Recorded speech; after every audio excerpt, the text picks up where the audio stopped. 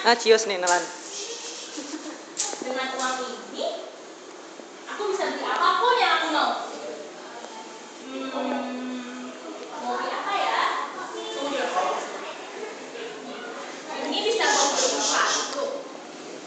Terus yang sebelah sini itu bisa buat beli tas. Terus bisa buat beli celana. Pokoknya bisa semuanya deh. Siapa? Duitnya banyak amat tuh, dia ngomong banyak banget. Siapa sih? Tahu nih, weh, jangan-jangan ya. Saya tahu siapa aku. Siapa? Yang jelas aku bukan pencuri. Aku Yudas Iskariot. Dan aku bukan pencuri. Kalau bukan pencuri, uangnya dari mana ya? Banyak sekali. Uangnya banyak. Kalau pencuri dari mana? Kau pencuri kan? Foto aja semua tahu banget. Uangnya ini hasil dari aku menjual buku ke orang-orang Farisi dan yang diakui Taurat. Jual bukunya. Sekarang Yesus itu sudah mati. Dia sudah mati. Yudas, kita tuh tahu siapa Yesus. Yesus tuh orang baik ya, kan enggak? Emang kamu tuh siapanya Yesus sih?